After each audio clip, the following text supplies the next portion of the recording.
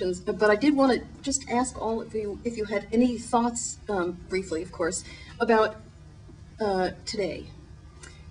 Whether you see a similar kind of cause today, a similar kind of movement of people today. How do you see any links between that time and now? And running for president, you might actually get elected. I never thought it would happen in my lifetime. Not when I was 22. I did not believe it.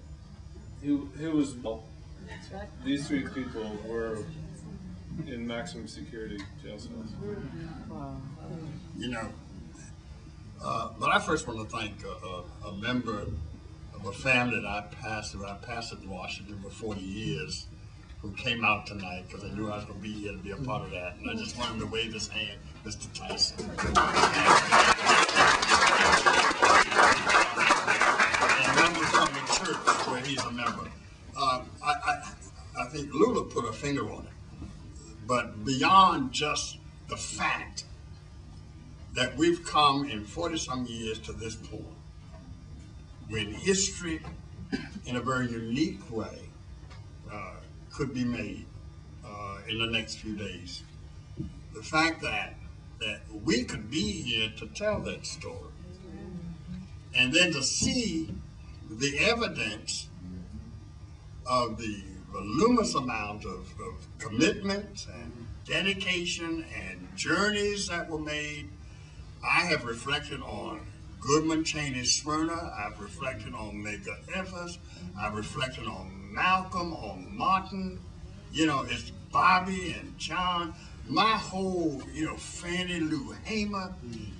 What would they be thinking now with this happening? And it makes you, when you look back, you say, wow, though it may be minuscule, because I've always viewed my role as very minuscule in the bigger picture of things. But I'm reminded, just as the wheel, there are many spokes. It took so many of us to bring us to this point in history. And I see evidence of that. Young people at Yale working with nonprofit organizations, dealing with the homeless, dealing with healthcare issues, dealing with the economy that we deal with. And so, to be here and to see these young children, that makes me, and that's what re-energizes me. And thank you for the question.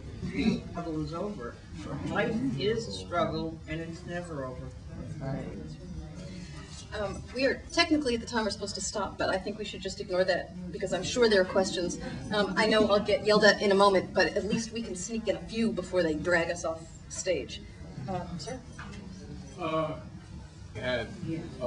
Before Philip went to Hill House, probably at that time it had 30%. It probably had 30% Italian, 30% Jewish, 10% country, and 30% black, and it was a pretty integrated, relatively. Now Hill House probably has.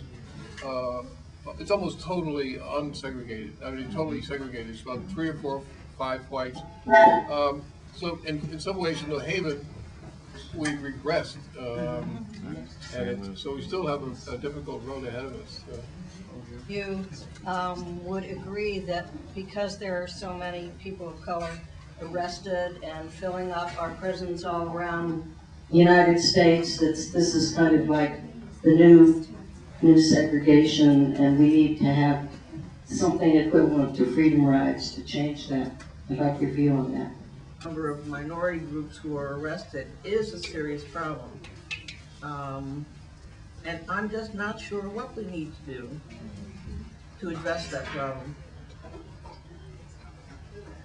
If we will have another freedom ride, as the freedom rides happened in the 60s, I think now there are more global issues, because during the freedom rides, we were focusing on jobs, rights, voting, and those kind of issues. Here we're voting on things about economics. Here we're dealing with things about health care. Here we're dealing with issues about a new minority or majority in this country. We're dealing with all of those things that have brought about much of the disparity I think we're talking about. I think it requires a new look at our judicial system. how we penalize person, for example, with crack cocaine versus, so we know, and powder cocaine. So all of those issues, I think, are the struggles that continue, and we've got to get the message to our young people that they've got to get their education. So I think there are a number of things there. I don't think we have freedom as we had. And your courage. Second, I'd like to, Eric. Yes. Excellent presentation. Thank you. I think we all should have a cause. I know I have a cause, and it's a good thing to have a passion for something bigger than yourself. Because African American history here in America and in the motherland, Africa, has always been a passion for it. I'm originally from New York. I used to do volunteer work at CORE in Harlem. Back in 83, 84, 85 on the west side. Lexington Avenue, I guess Roy Ennis was there back then? Roy Ennis? Yeah, right, Roy Ennis. And since I've been here, I've been a little lax. And I have to get motivated again. We all should get motivated because the fight is still out there, the struggle is still out there. We have to band together. That's it, thank you. Hats off, and I salute the Freedom Riders, and I thank you guys because it's because of you and the thousands that came before us, young people, that we're standing in a historic year. Thank you. Hi, I want to thank you for coming out. I just wanted to ask a question. Back in the 60s, I don't think we really had a conversation about race. And I'm seeing in 2008, we're still afraid to have that conversation. How would you bring about that conversation? Because until that happens, nothing's really going to change in this country. But the apologies for racism in the country made by several, including, Bill Clinton did something with these, But I think that's been a subject that we have not, as a mass, as a whole of America, addressed. And it may be out of fear. It's like opening up dirty linen. But history has got to report all the experiences of that history, whether good or bad. And I think it's only when we can do that are we going to begin to see how we can embrace each other and begin to see that there's really more to us in terms of our unique oneness than the combination of the diversities that keep us apart. So I think that's still got to be. I'm hoping, for example, in my own personal thing, if Barack Obama gets in the White House, I'm hoping that one of the major topics of discussion becomes an issue of race. I think for anybody, he may be able to do that for us. But that's not saying who to vote for, I'm just saying.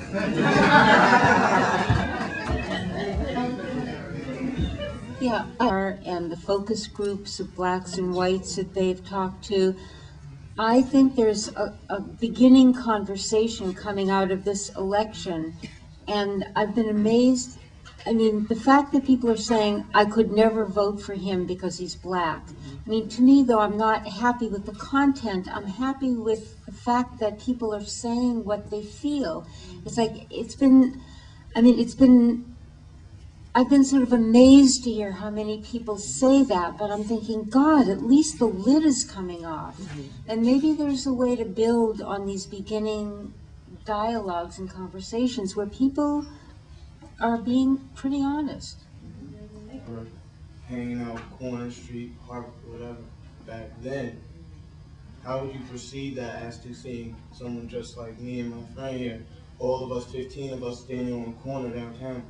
How was your perception? Because I know a lot of people's perception is automatically, these guys about to get in trouble, go do something. Back then, I don't know, I'm just kind of like, I need some, I'm trying to form it in a question type.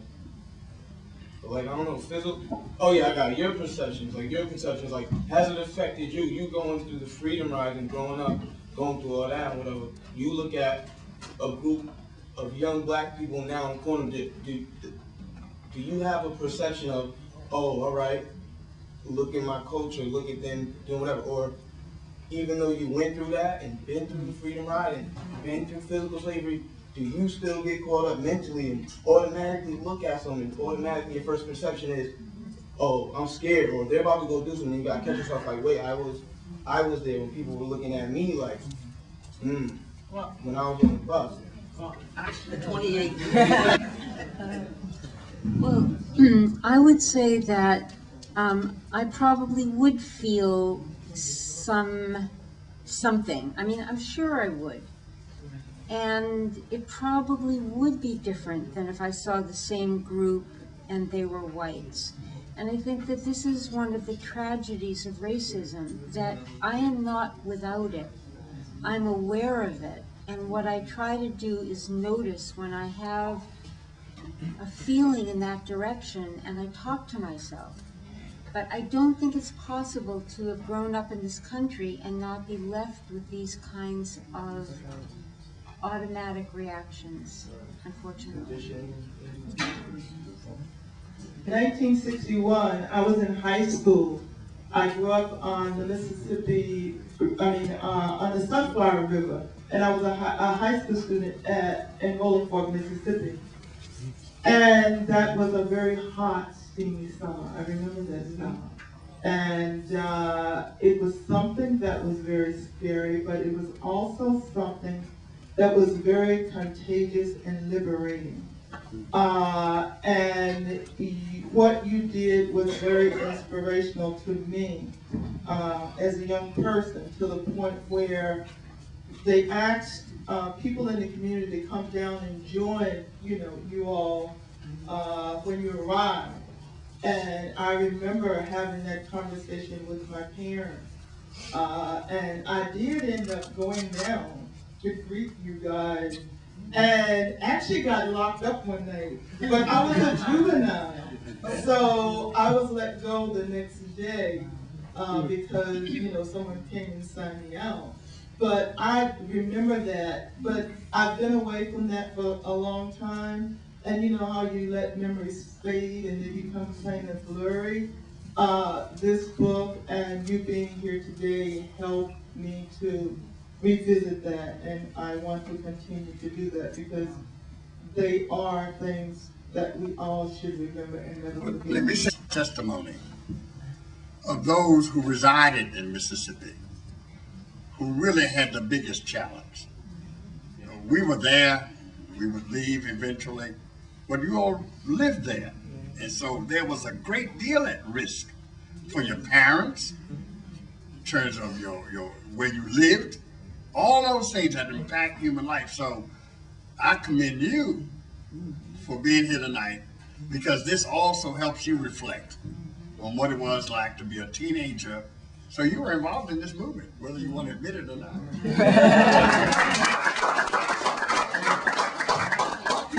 I'm directing toward Mrs. White specifically. Noticing in, with education today, I think that the problem starts with our children not being educated. So my question is, there's an achievement gap in urban centers compared to suburban areas. What would be your best advice in terms of to parents, to even activists in the community, to kind of engage the whole community and, more importantly, the public school system on how to educate and push our children forward? If I really knew the answer, although she apparently doesn't know the answer.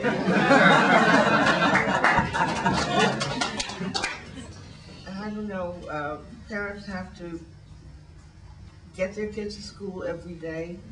Even when the kids, I don't even bring them out when he's got pneumonia, but don't accept lousy excuses for not going. Read to him, read with him, or her. I can't emphasize that too much because I'm sitting right here tonight in my second home. My home away from home was the New Haven Public Library, because we only had 2 books at that time in our house. We had the Bible, and we had a volume of some encyclopedia, 1 volume. And so I spent a lot of time teaching between my house and here to add to my learning, to the learning I got in school. Parents need to come out to Parents Night, meet their teachers, find out what the kids are learning, check on their homework, make sure they're doing it.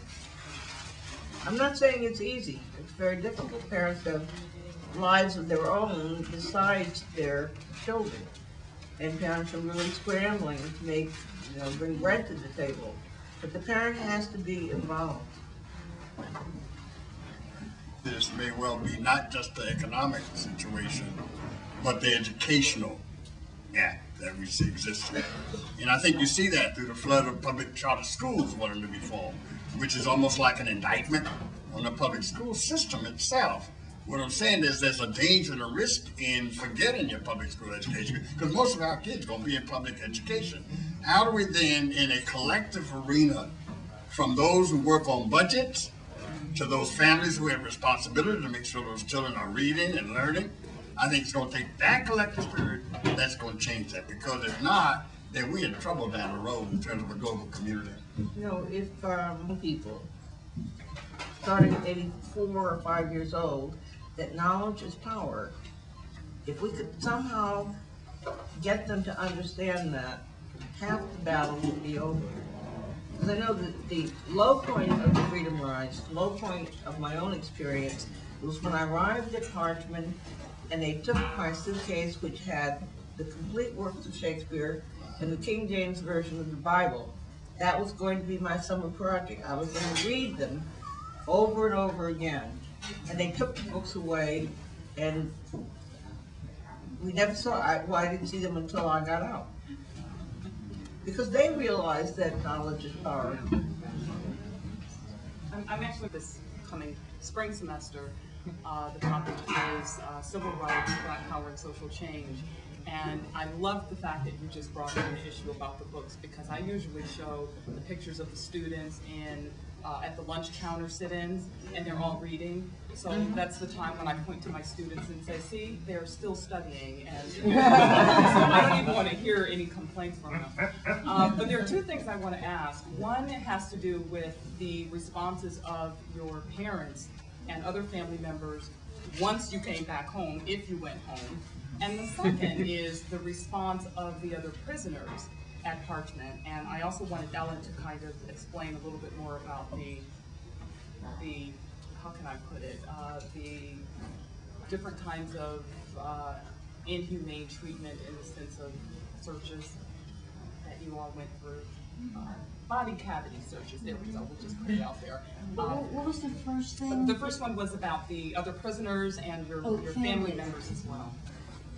I called my mother the night before I left for Mississippi. I wasn't going to say anything, but I decided I better.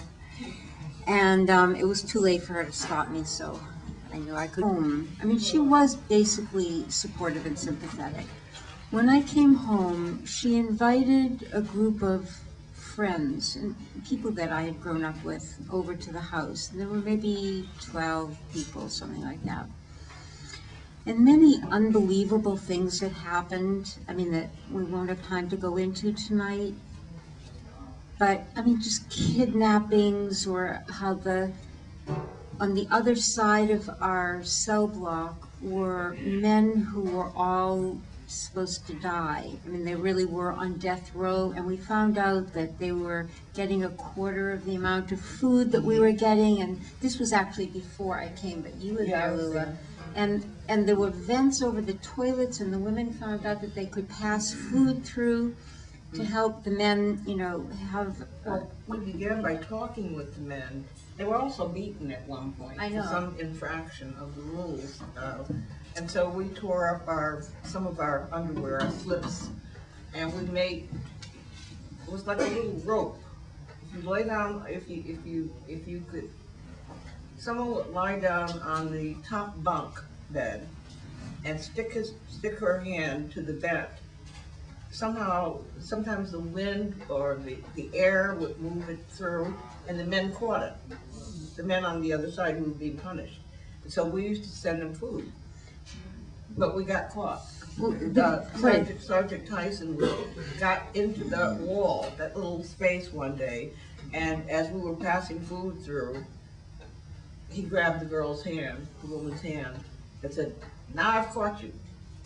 The reason I'm bringing it up is because what I heard is that then the men were manacled or chained to their cells and fire hoses were put on them. And the stories just go on and on. So my point is that I'm sitting in my mother's living room telling this story, and people are all kind of shaking their heads and saying that they're really not believing me. Like, this couldn't be happening in my country.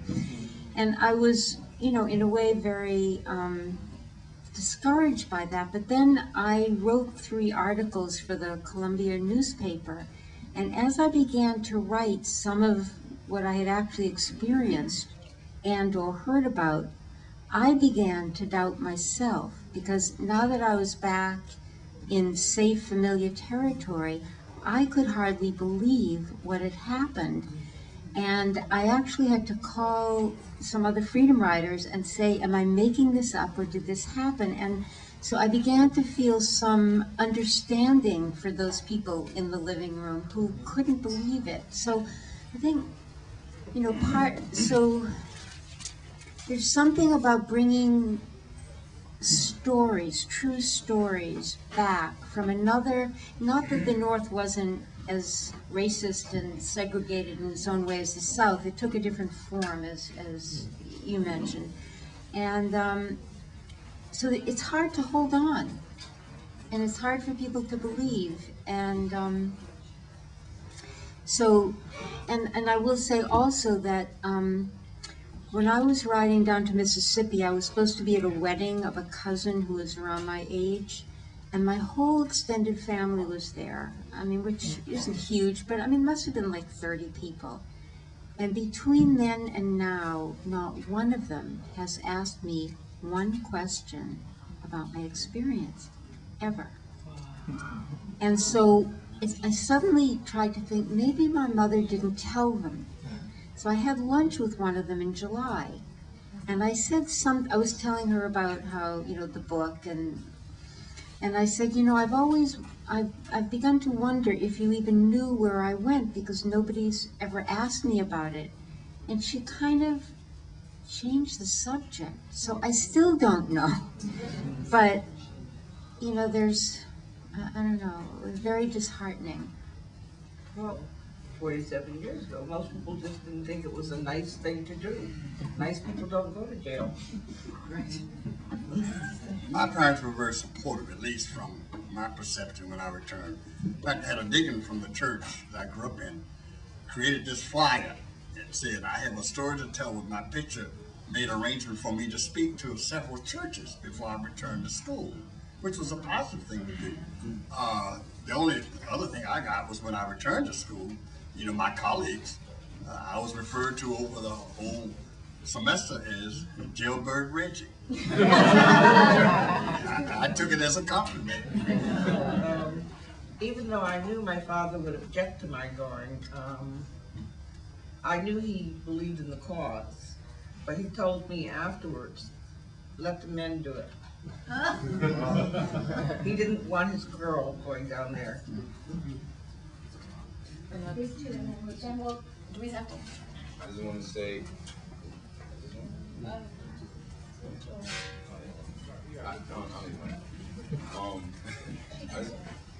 I just want to say to the panelists that's up there, I want to thank you from the bottom of my heart and soul for the sacrifice. This is humbling for me. This is like extremely humbling. It feels it's like kind of surreal just being here, reading your story and seeing different films on it and actually meeting you guys here. My question is, being that in the days of the Freedom Riders and 60s, the Civil Rights Movement, the problems with racism were a lot. They were a lot more open than they are today. There's a lot more subtle racism than there was back then. And I think as a result of that, especially in my community and in the Black community as a whole, Black America, I think that there's a sense of apathy that our people have taken on. And my question is, I'm a part of what they call the lost generation, the children of the crack era. And I noticed that in my generation, a lot of the values and a lot of the pride and a lot of the struggle was lost. So what I'm saying is, how in today's society, in today's world, how do, because me myself, I'm a community activist. So how do I energize the youth to really understand how far our people have come? Because I grew up on a lot of, my mother's right here. She taught me growing up. She fed me with a lot of Black history.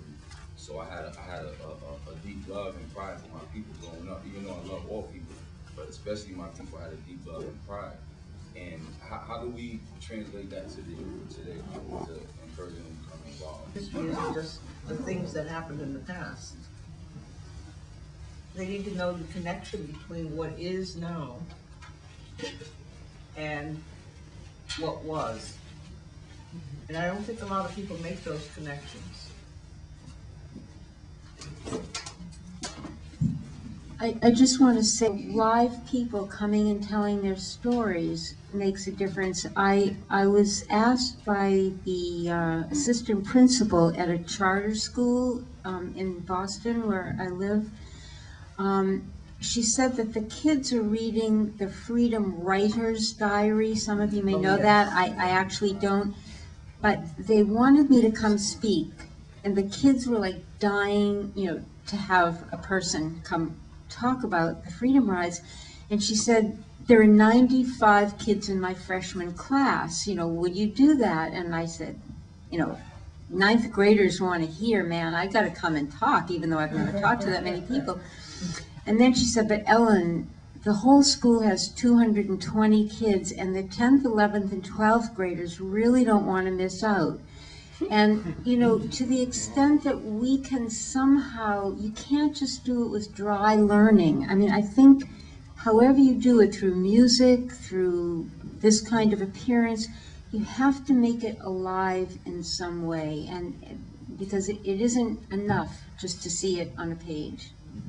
Social activists. A lot of times, transformation occurs by one-on-one relationships. And when a person has gone through certain experiences, they become the best voice about how you meet the challenge of those experiences. That's my advice to you, is do that and encourage those in your peer group to do some of the same by finding some project, some particular. It's better to have one project that you work on and make that work, which can help transform a community. And you need to get great-grandparents and their grandparents to find out how America was different, what was different when you were growing up. How did a young man meet a young lady? At what age did people start dating? What were race relations like? But I don't think enough people talk to one another intergenerationally. You need to talk to older people because they carry the past with them. 3 quick questions, if you can briefly answer them. What was the overall goal of the Freedom Riders? What role do you guys think it played in the civil rights movement? And do you think that the Freedom Riders ultimately reached that goal? That had just been passed the year before, that you can ride and eat and in the facilities associated with interstate travel. That was the single goal for that particular event. And if challenged, which will happen, and Eric has talked about that, is to fill these jails until eventually that does happen. That's the singular goal. Bigger than that is the overall goal of civil rights itself, and that is to help this nation understand that we have a challenge to live up to the document that's been created that says how we're going to govern and live. And that is that every person has certain inalienable rights given to them by that Creator. How do you live that? I think that's what the challenge was. But to my experience, in junior high school, and Eric knows I was going to do this, we had a little singing group in junior high school. And, I'm from the doo-wop era. And for the young people, and there was a first tenor in the group in our glee club and in a little quartet we created. And the first tenor's name was Marvin Gaye. when he turned professional, I saw him a couple of times. I saw him perform professionally. I would always remind him then that he needs to thank me for his career. Just to let it happen. And I'll thank all of our panelists.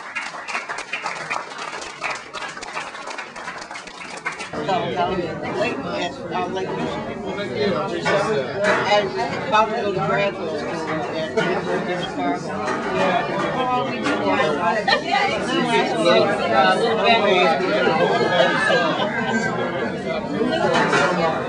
Harvard Fair? Yeah, right. Like why to run away?